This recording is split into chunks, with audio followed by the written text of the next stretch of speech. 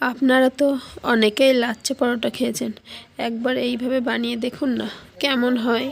নমস্কার, আমি সৌমিতা সরকার। আমি এখানে 1 কাপ ময়দা নিয়েছি আর হাফ কাপ আটা নিয়েছি আর হাফ চামচ সুজি নিয়েছি আর নিয়েছি টেস্ট অনুযায়ী 1 চিমটি লবণ। প্রথমেই সব উপকরণগুলিকে ভালোভাবে মিশিয়ে নিয়ে গরম জল দিয়ে মেখে নিয়ে একটা ডো তৈরি করে নিয়েছি। উপর থেকে একটু রিফাইন্ড অয়েল মাখিয়ে নিয়ে 10 মিনিটের জন্য রেস্টে রেখেছি। আর এদিকে একটা বাটিতে কিছুটা সাদা তেল, 2 চামচ ঘি ও কর্নফ্লাওয়ার নিয়ে ভালোভাবে মিশিয়ে নেব। 10 মিনিট পরে এসে আটাগুলিকে ভালোভাবে আরেকটু মেখে নিয়ে লেচি কেটে নেব। আমি এখানে 4টে লেচি কেটেছি। তারপর সামান্য একটু আটা ছড়িয়ে দিয়ে আমি এটিকে ভালোভাবে বেলে নেব। একটু বড় করেই বেলবো। বেলে নিয়ে তার উপরে গুলে রাখা ব্যাটারটি এর উপরে দিয়ে হালকাভাবে লাগিয়ে দেবো। এটা লাগিয়ে নিয়ে রুটিটা ফোল্ড করে মাঝখান দিয়ে যেমনভাবে আমি কাটছি তেমনভাবে কাটলেই ভালো হয়।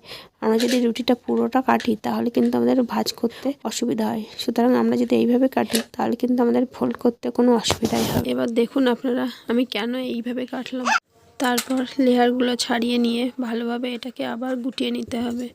গুটিয়ে নেওয়ার পর আমরা সবগুলো একসঙ্গে করে নিয়ে তারপর বেলবো। আমার এখানে সবগুলো হয়ে গেছে, ওই জন্য আমি এখন বেলে নিচ্ছি।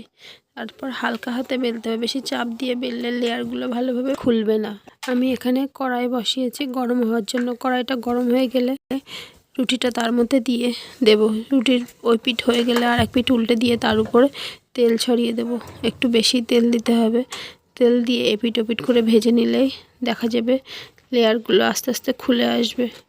আমি এখানে একটি রুটি করেছি আর একটা করে দেখালাম আপনাদের যে কেমন হয়েছে। দেখুন এখানে লেয়ারগুলো কত সুন্দর আপনা আপ খুলে আসছে, আর খোলার প্রয়োজন হচ্ছে না। এখানে লেয়ারগুলো কিন্তু খুব সুন্দরভাবে বোঝাই যাচ্ছে। আমার এই ভিডিওটি যদি আপনাদের ভালো লেগে থাকে তাহলে অবশ্যই লাইক, কমেন্ট ও শেয়ার করতে ভুলবেন না এবং সাবস্ক্রাইব করে পাশে থাকবেন পরবর্তী নোটিফিকেশনের জন্য। ধন্যবাদ সকলকে।